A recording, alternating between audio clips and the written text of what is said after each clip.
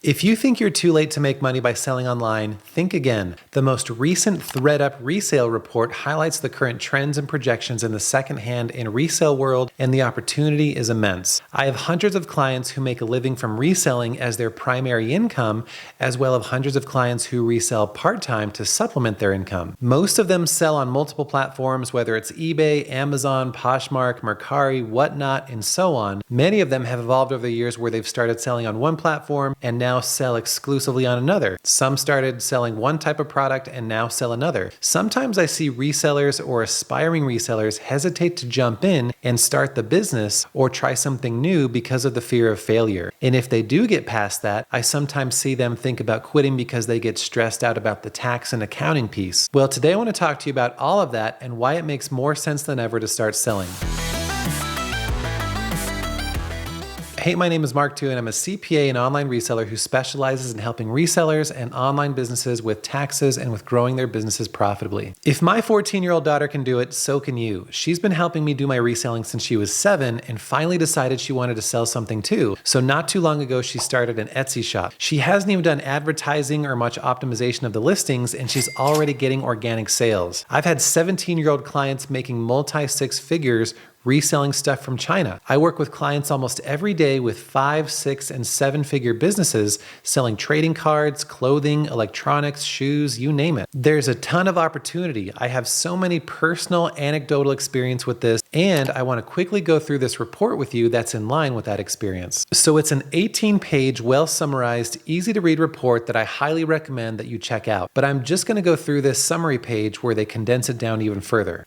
The global secondhand apparel market is set to reach $350 billion by 2028, and that's going from about $200 billion in 2023. The US market is expected to hit $73 billion, which is up from $43 billion in 2023. In 2023, resale grew 15 times faster than the broader retail clothing sector, with online resale growing at 23% year over year. 2 in 5 apparel items purchased in 2023 were secondhand. 63% of consumers who bought secondhand in 2023 made a purchase online, up 17 percentage points from 2022. And that's even higher for Gen Z and millennials. 60% of consumers say shopping secondhand apparel gives them the most bang for their buck. And it also talks about how people appreciate the sustainability aspect of reselling. Like it or not, secondhand shopping and resale has moved from a niche market to a mainstream practice. Consumers are increasingly integrating secondhand items into their wardrobes, and it's driven by economic and sometimes environmental motivations. For resellers, this trend presents a significant opportunity to expand their market reach and capitalize on the growing consumer base that prioritizes sustainability and affordability. Check out the report. I'm telling you, I've heard this line 100 times when someone will tell me some variation of, I just started selling for fun, or I just wanted to get rid of a few things around the house and it took off. Now I resell full time, or now I make X% of my income from reselling. Maybe it's not for everyone, but if you've been thinking about it but wondered if you're too late, you're not. Now let's move to the second part of this, where you've jumped in, you're excited, you're selling, and then you come face to face with the fact that there are tax implications of your new business activity. The sooner you can get a basic education about your accounting and tax responsibilities, the sooner you'll see how simple it is to overcome all of that anxiety that comes from the uncertainty about not knowing your numbers or getting audited or having tax penalties. So I'm just going to share with you 5 simple but crucial steps to getting started. And I've talked about all of these on other videos and on my social media channels.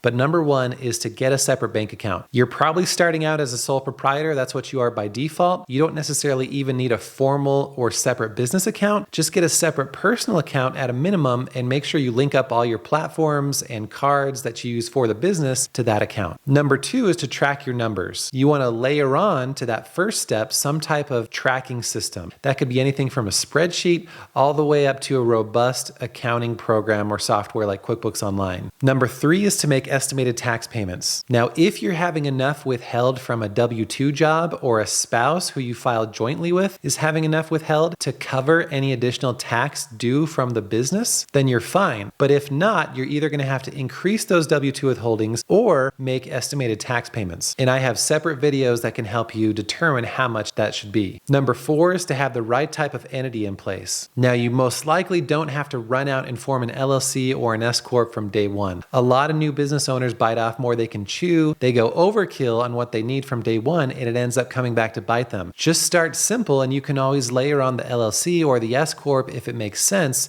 later on. And that leads me to number 5, which is to get someone in your corner. Now, this could be someone who you speak with on a quarterly basis, someone you have as needed consulting with, someone you follow on social media or YouTube. It could be the person who prepares your taxes. It could be an author. Just have someone who you can talk to who knows your business, who knows the type of business you have, and they'll be able to give you that second set of eyes. They can be that person in your corner who can give you more assurance that you're on the right path. And going along with that, I have a membership called Financial Insiders, and that's where we have monthly live Q&As. There's a private Facebook group where you can post questions and I'll respond within 24 hours. I have what's called a Movie Monday where you can post a question and I'll respond with a video within 24 hours. And you get an entire year for about the same cost as a regular CPA consultation. So it's a no-brainer if you're looking for some extra help with your business, some extra eyes. And in just a few weeks, for the first time, I'll be opening up my Financial Insiders membership to everyone, not just the people who are in my Reseller Tax Academy course. So watch for that sale.